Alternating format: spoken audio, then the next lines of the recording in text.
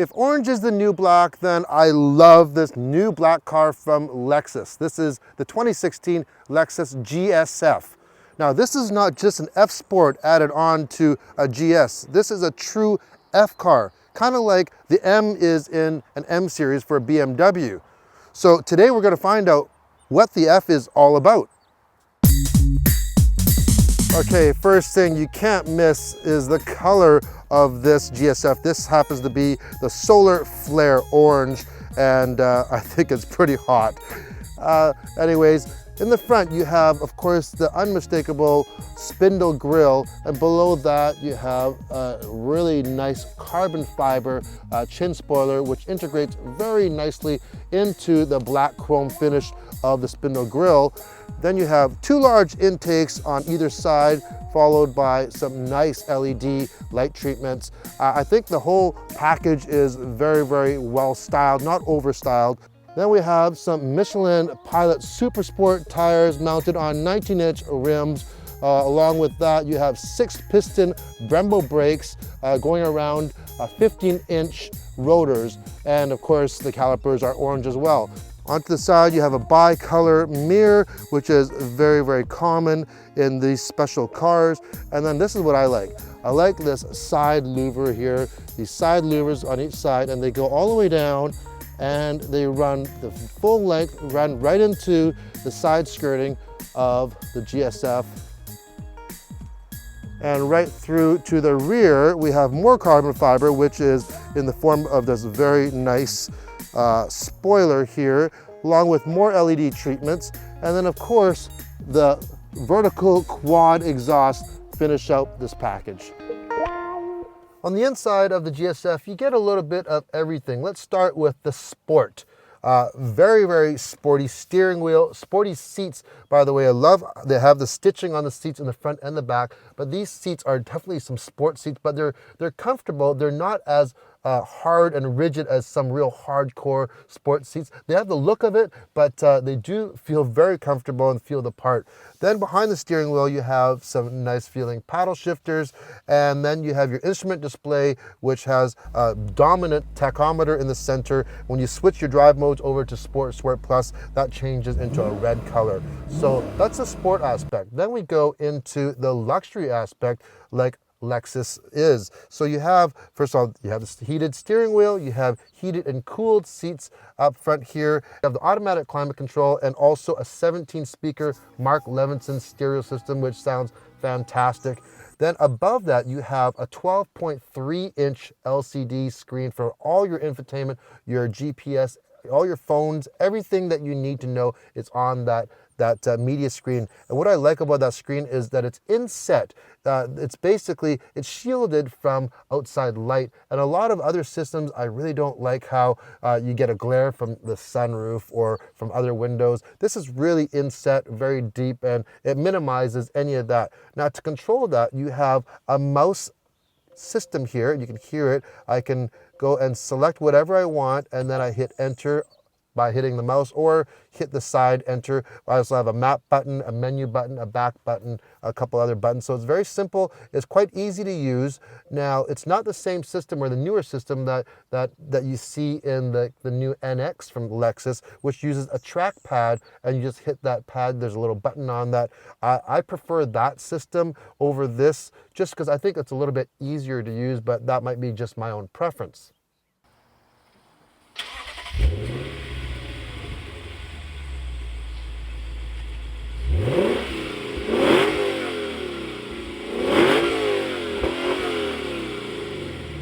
Now, the GSF has a lot of competition in its mid-size sports sedan class.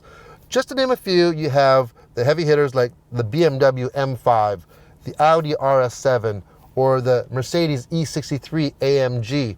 Now, all those cars are either turbocharged or supercharged.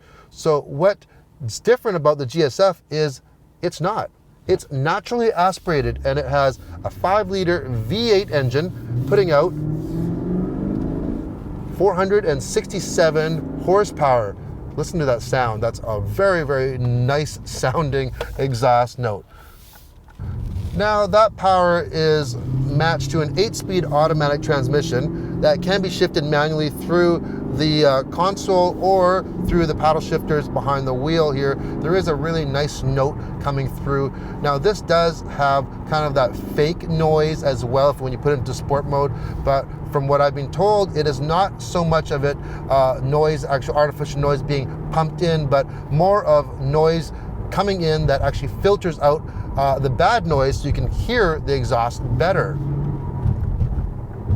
So you have 4 different drive modes you can select at a flick of your wrist here. You have Eco mode, you have Normal, you have Sport and Sport Plus.